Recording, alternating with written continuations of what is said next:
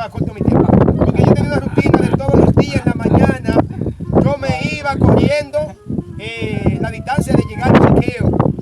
No sé si... No, yo te voy a decir algo. Félix Sánchez me quedaba corto mi tiempo. Porque yo tenía una rutina de todos los días en la mañana. Yo me iba corriendo la distancia de llegar al chequeo. No sé si no. Yo te voy a decir algo. Félix Sánchez me quedaba corto mi tiempo. Porque yo tenía una rutina de todos los días en la mañana. Yo me iba corriendo la distancia de llegar al chequeo.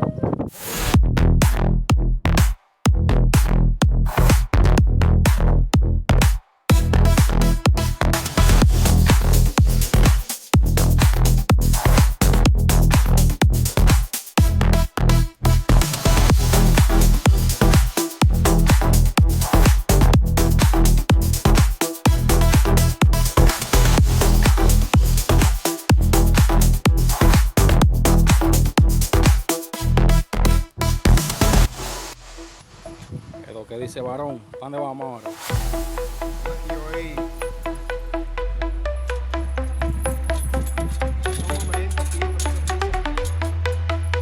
Eso es suyo, esto es tuyo.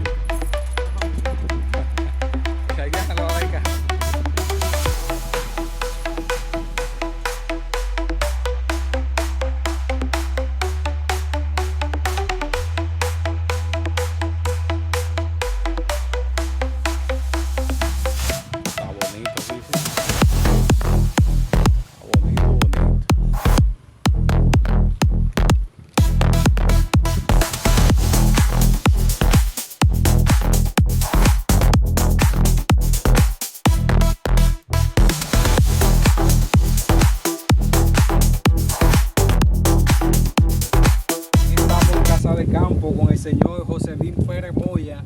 Él nos va a enseñar lo que él tiene aquí. Él está como formando, va a ser como una especie de villa. ¿Qué es lo que usted va a hacer aquí, José Luis? Saludos. No, estamos por acá. Esto es Casa de Campo de Palo Blanco.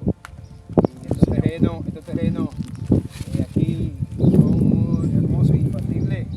Las personas que quieren descansar. No, se ve que hace mucha brisa también. Y todo el tiempo de la tarde. Hace una brisa que cualquiera se duerme acá. Esa mata de coco son de la pequeña. Sí, las matas de coco ya son, esas son las que paren pequeñitas. Y estamos sembrando ya los árboles y algunas flores para ir dando belleza al espacio. Mientras uno va construyendo, formando, estableciendo la idea que uno quiere. No, eso es un espacio agradable. Y vemos que hay unas cuantas personas también que están desarrollando sus diferentes proyectos. Vemos como allá y aquí. Cuando yo vine aquí no había nada. Sí, realmente este lugar acá realmente es una belleza natural. Una belleza natural para aquellas personas también quieren salir de la ciudad, de estos lugares, a descansar con la familia. Eso es lo que tenemos aquí en proyecto, una vacacional para uno pueda descansar. Si alguien quiere salir a la ciudad, puede encontrar un lugar de descanso. ¿De cuántos metros estamos hablando que usted tiene aquí? No, esto es un poquito. Estos son 2000 metros solamente. Tiene mucho. No, es un espacio pequeño para a veces lo que uno quiere hacer realmente es pequeño. No es grande, el espacio es amplio y bonito. ¿Y aquí qué es lo que estamos haciendo aquí? Ya ahí estamos marcando ahí tenemos marcada lo que es Grande, el espacio. Una casa, una habitación. son habitaciones prácticamente. Son habitaciones. ¿En qué tiempo más o menos podemos tener este proyectico ya hecho? Bueno, ya iniciamos. Ya de aquí para allá en pocos días, pocos meses ya estaremos listos. Y no solamente aquí hay varias personas que tienen varios proyectos de hacer villas. Y este va a ser un lugar realmente acogido para descansar. Ese es el baño ya que se ve. Ya tenemos un baño aquí tenemos un baño aquí para cuando uno viene los fines de semana a descansar, a coger realmente este aire seco. El baño es un baño. Es lo primero que uno hace, un baño para... No, eso es lo que se hace. Claro. ¿Quién hago? El agua aquí tenemos aquí pozos. El agua aquí a través de pozos, tenemos un pozo acá. Aquí tubo blanco. Ese tubo blanco que está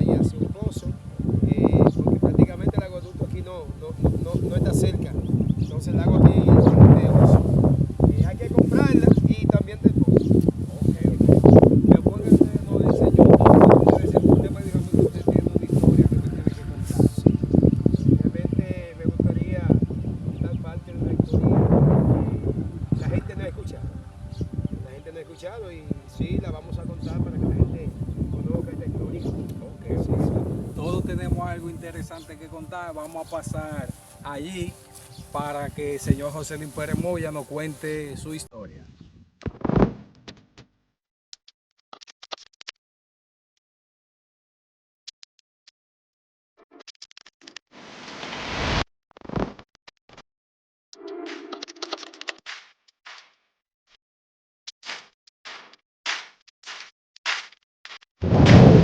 Tenemos aquí a Joselín Pérez Moya, que tiene una historia que contar. Allí que tenía algo importante que decirnos. Vamos a ver qué tan importante tiene que contarnos. Que Juan, saludos para todos en este día, esta hora que los que nos están viendo y pueden vernos. No, yo siempre he dicho que todo el mundo tiene una historia que contar. Eso es así. Sí, todo el mundo tiene una historia que contar, pero hay historias que cuando tú la cuentas realmente puede impactar unas vidas, impactar un corazón, impactar a alguien, realmente. Y yo sé que cada individuo, cada persona en sus años que tiene una historia. Eso es así. Porque no todo el mundo, como yo digo, le ha ido bien y no todo el mundo le ha ido mal. No, porque la vida es un proceso, un ciclo. Es un ciclo, la vida sí, es un proceso y una secuencia de historia, una secuencia de vivencia que uno, cosas que le suceden en la vida y uno realmente, hay cosas que marcan a uno, hay cosas que marcan a uno. ¿Dónde te marcó? No, si tú supieras que ya la historia mía viene desde que yo nací, realmente desde que yo nací. Todos tenemos una historia desde que nacemos, pero vamos desde que tú tuviste más o menos uso de razón. Ah, ok, sí, no, ya desde que yo tuve uso de razón realmente, desde que yo me acuerdo hacia acá, yo me acuerdo que yo siendo un niño, y ahí creo que ya empieza lo que es la historia de mi vida. Yo siendo un niño quizás de 3 años, 4 años que tengo conocimiento y memoria.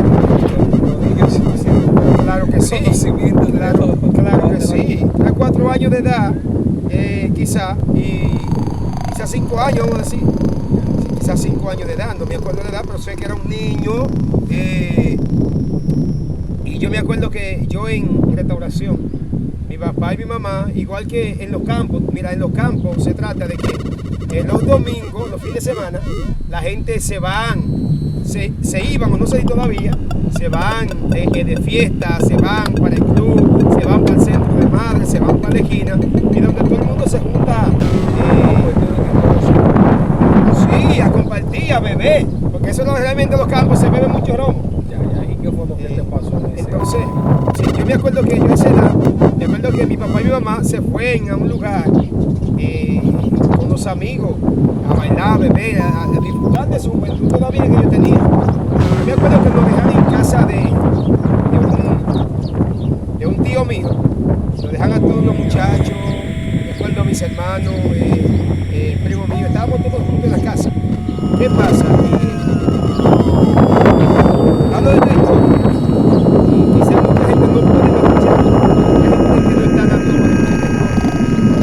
realmente es muy impactante y a veces causa miedo. ¿Miedo en qué sentido? Sí, mi tío, en esa casa donde nos dejaron, realmente, a mi tío yo siendo un niño no veía siendo poseído por demonios, por Anaísa, por Metresilí, por Metresa, y yo veía a mi tío realmente en esa casa. Era una casa donde había manifestaciones, cosas tremendas que acontecían. Y quizás mis padres ignoraban eso porque no tenían tampoco conocimiento. Eso sí. 40 años de la casa, casi 35 años. Sí, eso realmente más de 35 años. 35 años, que realmente la cultura en los campos es una cultura realmente bien difícil, digo yo, y cosas que a la gente, son tiempos donde se hacía cruzadas, estos cruces, cuando no llovía, la gente se iba a pie a ciertos lugares, caminando, con jarros en la mano. Vamos allá. Y tú sabes que en esos campos, realmente, la cultura es realmente muy, muy distinta de la ciudad.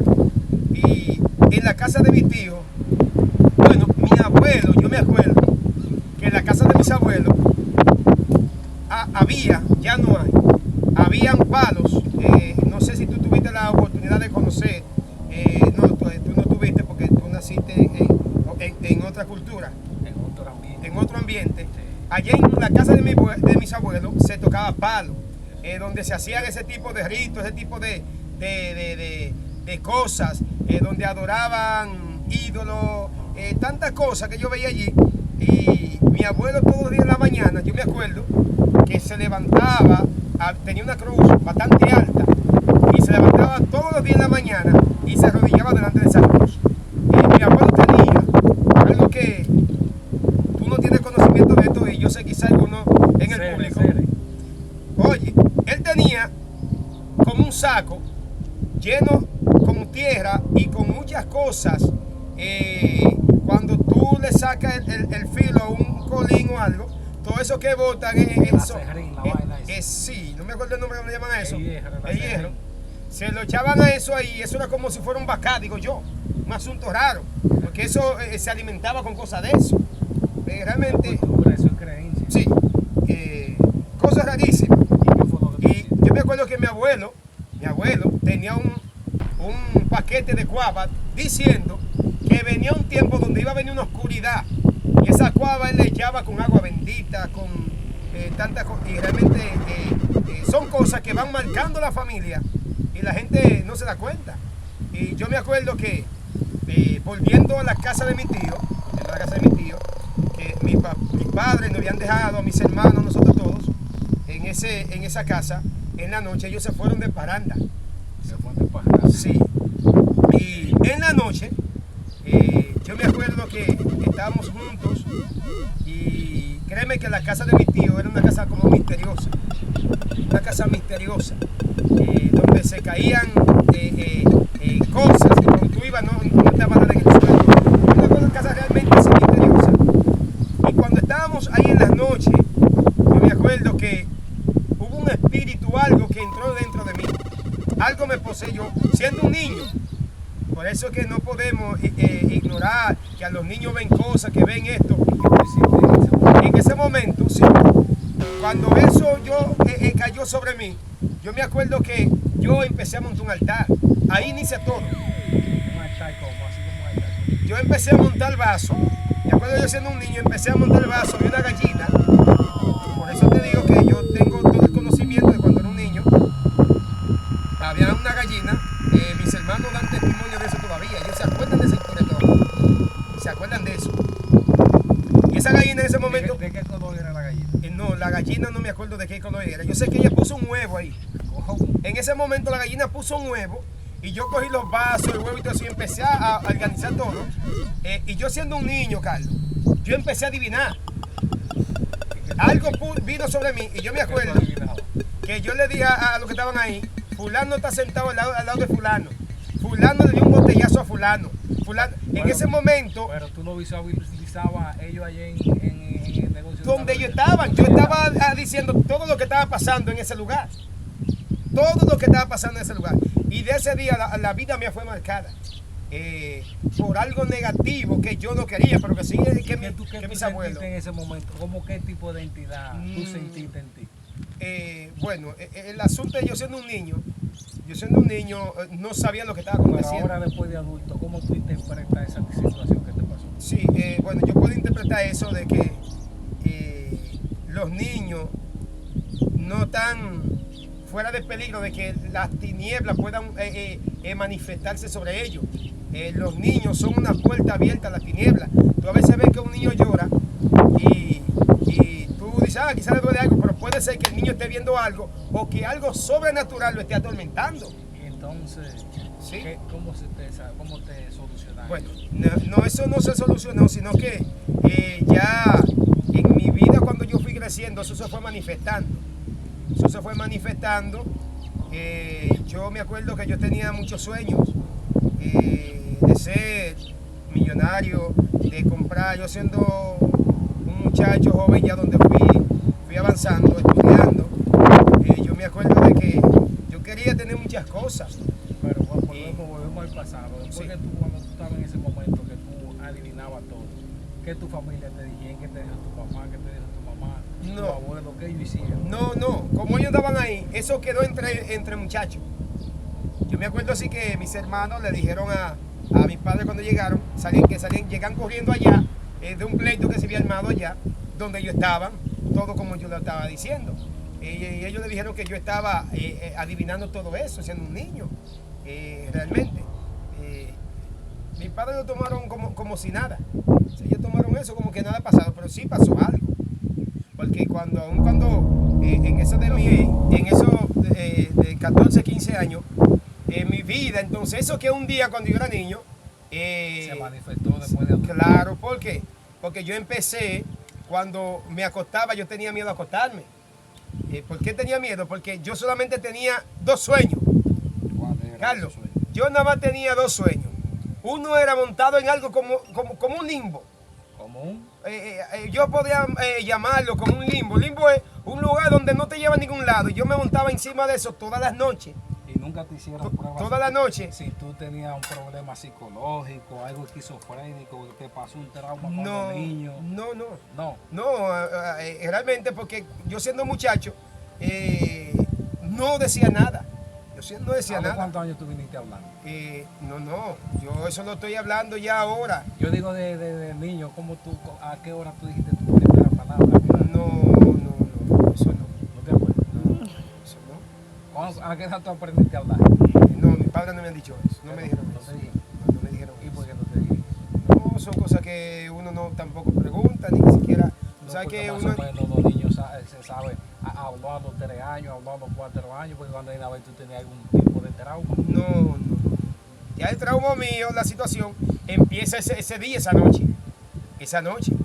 Entonces ya cuando ya yo tengo de 14 a 15 años, yo empiezo a tener 2 tipos de sueños. Uno era montado en un lugar, desde que yo cerraba los ojos, caía encima de ese lugar. O había otro sueño, donde había unos morenitos, pequeñitos de este tamaño, una cosa fea, que iba a buscarme a la puerta de la casa. Toda la noche iba eso a buscarme a la puerta de la casa. Si no era ese sueño, era de que yo estaba montado encima de esas cosas donde así me llevaba como a ningún lugar, pero estaba montado encima de eso, algo como que corría, pero... ¿Y qué tipo de historia te contaban a ti cuando niños? Cuando se juntaban los viejos, tú sabes que los viejos en los campos Sí.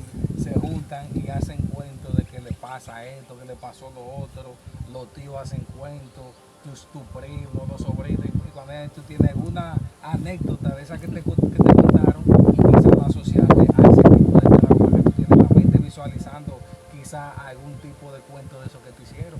No, fíjate que no es eso, sino que la casa de mis abuelos, que era una casa, como te mencionaba al principio, era una casa que daba miedo.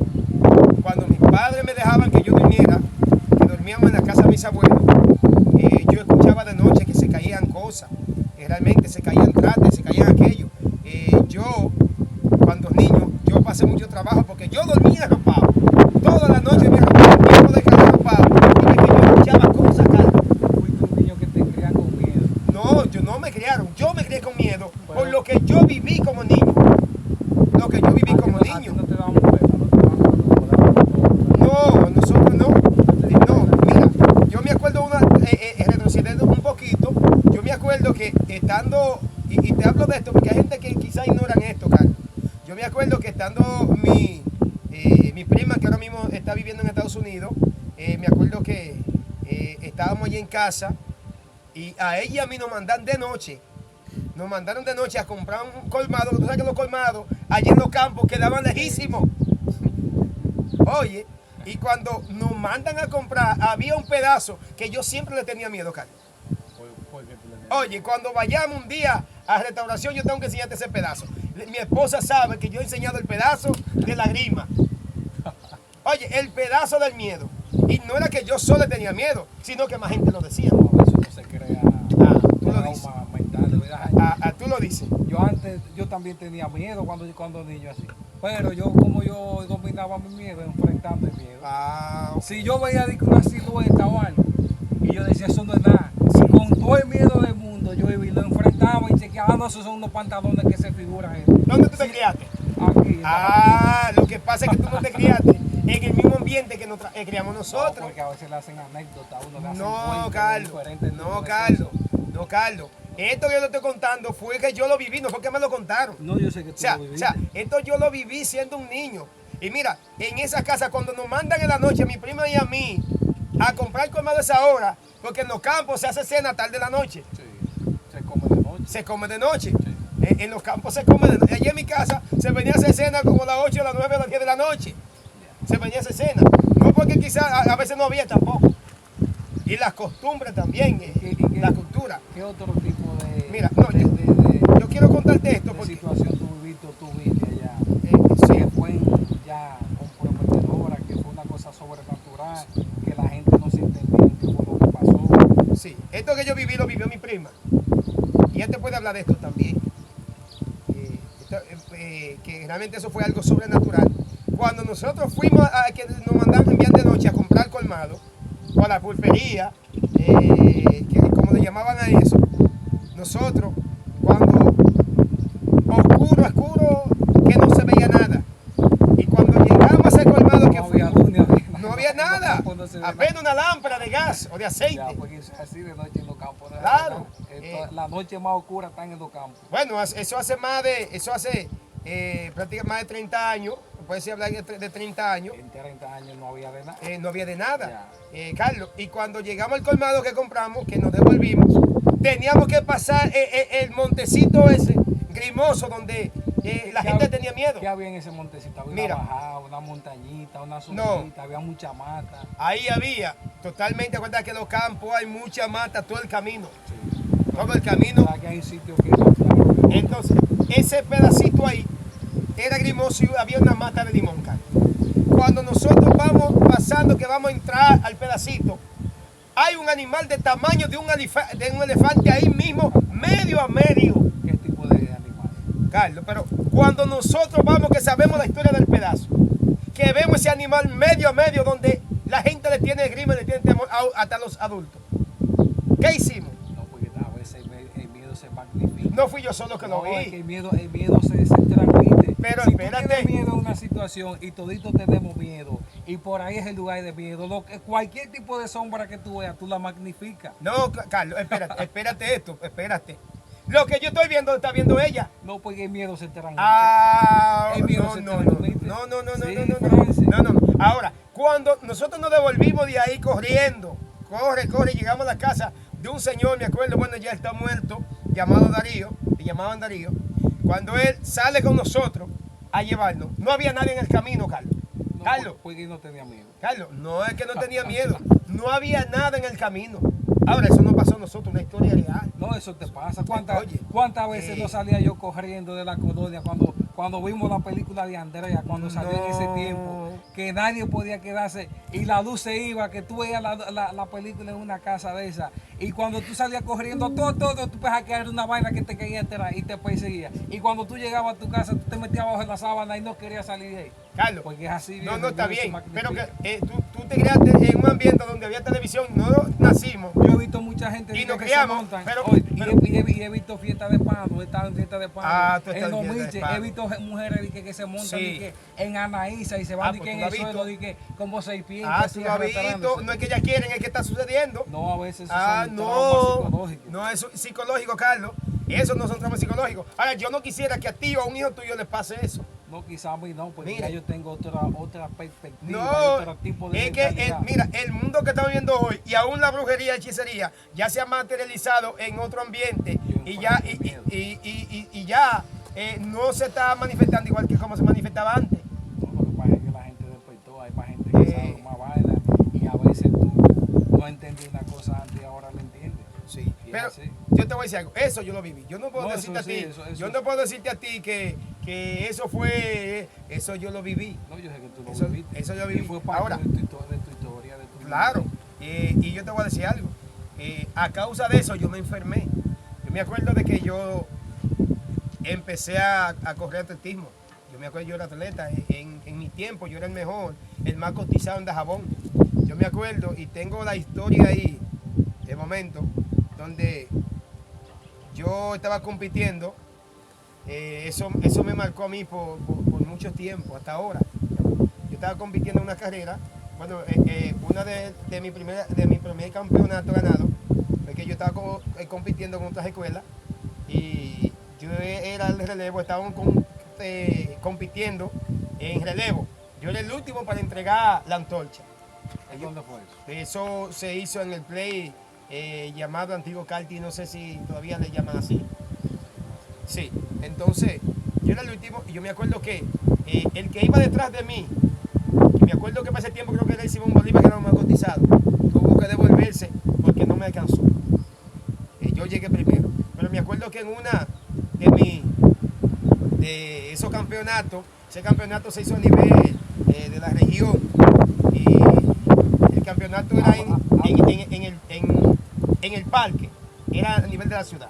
¿A los cuántos años ustedes salían del campo y llegan para acá? ¿A los cuántos años? Sí. Realmente yo nací aquí, pero todos mis hermanos nacimos aquí, pero ¿qué pasa? Que íbamos y veníamos. Yo siempre le digo a la gente, que cuando dicen, ¿dónde tú te criaste? ¿En restauración, en el campo o en Dajabón, en la ciudad? Yo siempre le he dicho a ellos que yo me crié en el camino. Oye, Carlos, yo me crié en el camino. Nosotros, mis hermanos, nos criamos en el camino. ¿Por qué se movían tanto de aquí para allí de allá? Sí, ¿Qué sembraban ellos? no, mi papá y mi mamá no eran prácticamente, realmente, no eran gente de proyecto y de acción. Eso tiene que ver mucho cuando tú eres una persona de acción. Mis padres no eran de acción, de emprender, de tener negocio. Y mi padre, mi papá y mi mamá vivían de lo que aparecía de echar día. Día a día, De echar día. como hace casi 50% de la población dominicana, del día a día. Del día a día. Esa es la naturalidad. Y cuando en el campo se ponía difícil, cogíamos para Dajabón. Cuando en Dajabón no había nada, cogíamos para el campo. Y eso era una Eran inconstancia. prácticamente, ustedes eran una familia de nómadas. Bueno, Eran nómadas. Bueno, yo no voy a decir de nómada, pero que Sí, eran nómadas, realmente mis así que se padres mueven los nómadas. éramos Buscando inconstantes. la comida. Sí, era de lugar en lugar, vivían. Ya. Y por eso, bueno, mis hermanos no estudiaron. Por la inconstancia de mi padre de moverse tanto, mis hermanos no estudiaron. Ellos no fueron a la escuela porque tanto se inscribían allá como se inscribían aquí, vivían en ese ambiente y no estudiaron.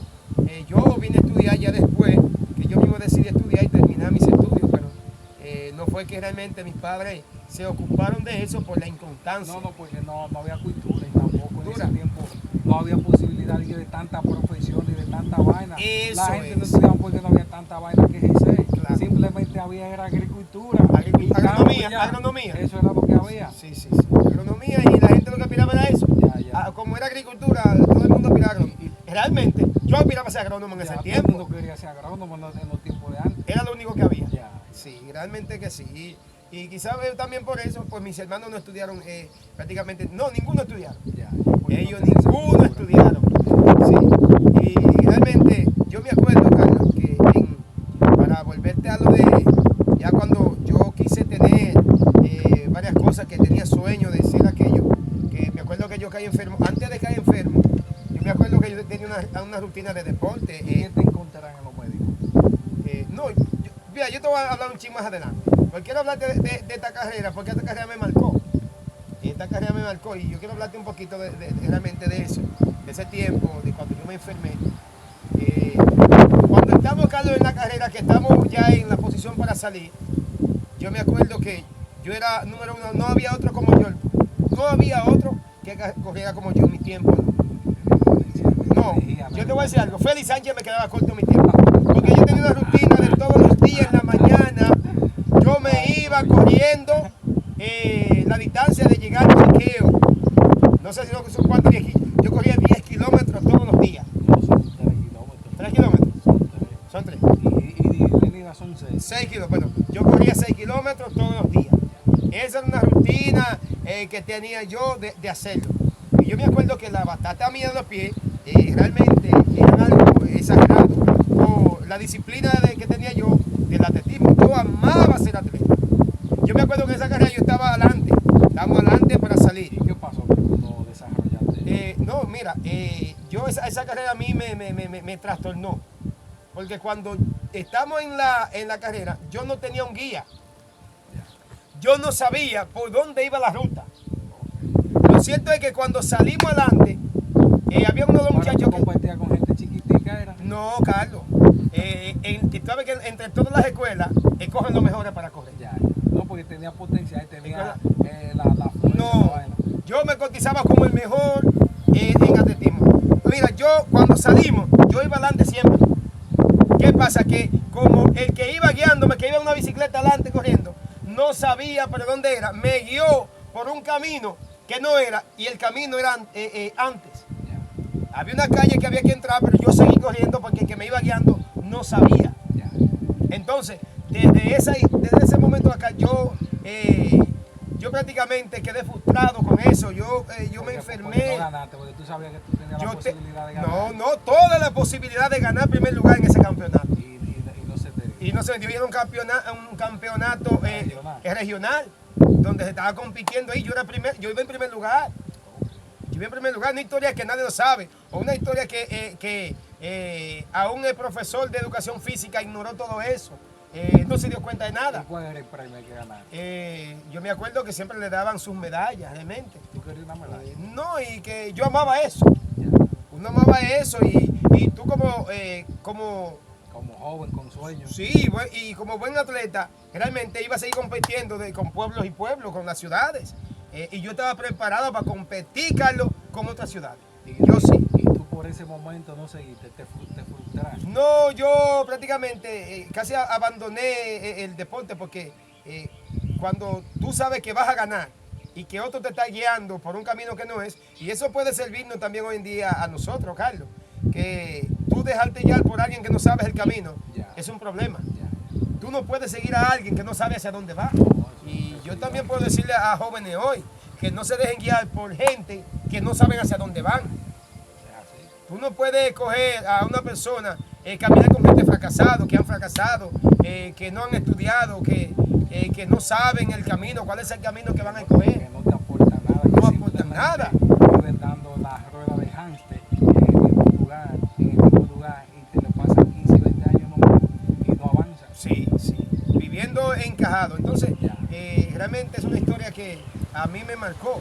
Y de ese Pero, entonces, ¿en qué lugar tú quedaste? A pesar no, yo no quedé en ningún lugar, Carlos. de Yo seguí calificar? corriendo porque realmente era un joven con mucha capacidad y talento, pero no tenía la capacidad mental en el momento de decir, ya tengo que sentarme. Porque lo que a mí me tocaba era sentarme ya.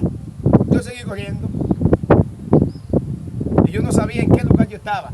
Para su ese tiempo. No, porque realmente uno como joven no tenía la capacidad de coger y pensar, decir,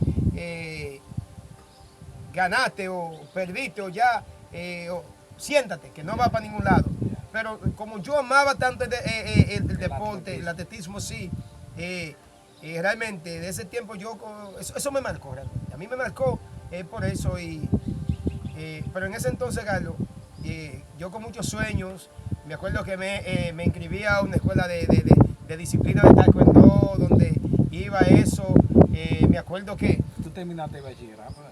sí, claro que sí. Yo Ingresaste en la universidad, ¿no? ingresé a la universidad, pero dejé la universidad. ¿Qué tú estabas estudiando? Estudiando. ¿Cuántos hijos más o menos? No, yo me acuerdo que yo salí temprano. Yo dejé eso porque me metí a los ¿Tú negocios. duraste de un sitio? En un ciclo. Y yo me metí a los negocios. Yo en el primer ciclo abandoné la universidad para meterme a los negocios. Ya. Sí, para meterme a los negocios. Ella también ser un buen abogado. No, a mí nunca me Un buen gustó. litigante. A mí no me gustó ser abogado, pero una buena carrera. Sí, no, pero tú tienes potencial para eso. Tienes todo porque Sí. sí. No. Esta es para tu sueño. No, yo tengo, Carlos, 43 años que cumplí. Yo he visto gente 43 años que que se han cumplí. hecho de profesiones y la están ejerciendo, gente viejo ya, la están ejerciendo y están viviendo de eso que estudiaron ahora momentáneamente, que no lo hicieron en toda su vida. Sí, Conozco gente ilegal muy bien, abogados, que se han hecho de dinero ya sobre ese tipo. sí, tú sabes que el área de negocio es mejor y yo mejor motivo a los jóvenes a que hagan negocio. Bueno, son buenos los negocios, pero hay que saber implementar el tipo de negocio que vaya con tu personalidad y que tú no sepas desarrollar. No, claro que sí, claro que sí, claro que sí. No, yo entiendo que los abogados son negociantes también. Es un negocio. Los abogados son negociantes, es un negocio. Y uno de los negociantes más fuertes que hay. Uno de los Carlos, y mira, bueno, te he hablado varias historias, pero tú como que no quedaste muy creído, muy convincente. No, cuéntame algo que haya ocurrido, una vaina de un bacao, una vaina No, que tuviste, algo que fue fuerte. ¿Tú estás preparado para escuchar eso? Adiós, cuéntame. No sé, tú estás preparado, la audiencia está preparado para uno hablarle de eso también. No, cuéntame, viejo, ven acá. Yo Mira, he escuchado mira. una historia más fuerte. Sí, mira, porque hay cosas que uno da cuenta que se puede hacer una película. Hay cosas que uno da cuenta que realmente tú puedes hacer una película de ellas. Mira, yo me acuerdo que en esa misma casa donde nosotros vivíamos, ahí en restauración, en esa misma casa, yo me acuerdo, bueno, estaba mi prima en ese entonces allá. Me acuerdo que estaba mi prima, mis tías ahora que están en Estados Unidos también. Me acuerdo que estaba allá, que iba visitando mucho allá, a esa casa allá en el campo. Mira, mi papá había sembrado unas habichuelas. Me acuerdo que en mi casa siempre había mucha gente, iban y visitaban. Yo me acuerdo, Carlos, que el papá mío de noche ponía los calderos a la cena y se les robaban siempre de noche el caldero. Los amigos. Yo me acuerdo que muchas noches nos dejaban sin cena a nosotros porque ponían el caldero y se los robaban. Se lo llevaban el caldero. Mi papá se descuidaba, lo acechaban. En un momentito que entraba se robaban el caldero. Y no ok. había nadie que lo Oiga, el otro día nada más hacían los cuentos. No le llevaban el caldero con la comida. Ellos esperaban Y lo dejaban a ustedes sin comer en la noche. A todos ustedes, todos los chamaquitos. Y a veces no habíamos comido en el día. Ellos eran abusadores. Oye, y no era muchas veces esperaban que cuando el papá mío estaba cocinando en la noche. Lo tenían de mampara. Sí, porque el papá mío siempre fue buena persona. pacífico. Fue pacífico. Sí, fue pacífico. Y yo me acuerdo como siempre había mucha gente allá. Mi papá había sembrado una habichuela. Y esa semana él había cosechado la habichuela.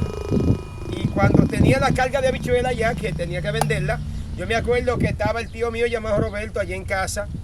Pero había un haitiano muy conocido allá en restauración, que el que es de restauración y ve este video, sabe de lo que estamos hablando. Un haitiano le llamaban Yenka. Yenka le llamaban a ese haitiano. Okay. Ese haitiano era conocido porque él era galipote. Sí, él era galipote. Y no porque yo te lo diga, sino que todo el mundo lo conocía.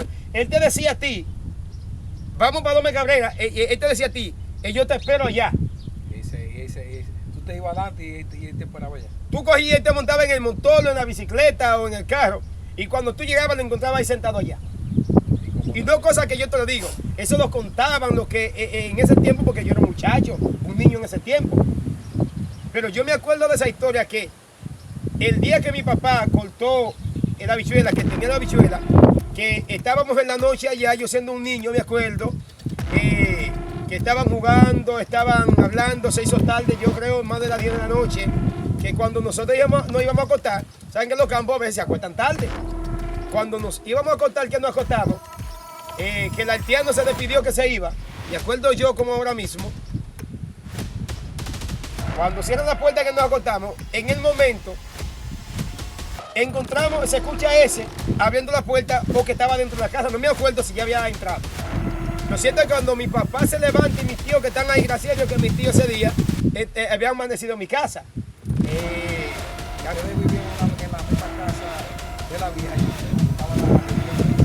No, nosotros vivíamos aquí arriba pegados en la escuela, no sé si tú has ido en ese entonces, pero si un día... No, yo he ido, pero nada más vi la casa de la vieja, por donde vive el papá de Isaura. Bueno, un chimán para arriba, aquí donde vive el papá de Isaura arriba, vivíamos nosotros. Arriba en la escuela arriba. Todavía esa casa está ahí. Esa casa todavía está ahí. Y cuando mi papá y mis tíos y nosotros escuchamos brete porque el haitiano quería llevarse toda la habichuela. Había muchos sacos. Eran muchos sacos. Y él quería llevarse a todas. ¿Sabes qué? Ese haitiano... Pero estaban de Granada o estaban No, ya estaban en Zacaya de Granada. Ya las habichuelas ya se habían paliado y estaban ya en saco para venderse. Entonces el haitiano quería llevársela, Yenka, que era galipote, quería llevársela. Entonces cuando mis tíos, que es lo que es la historia donde, cuando mis tíos y mis padres se levantan, y mis hermanos, que eran más grandes, se levantan, cogen colines, cogen palos y le caen atrás al haitiano.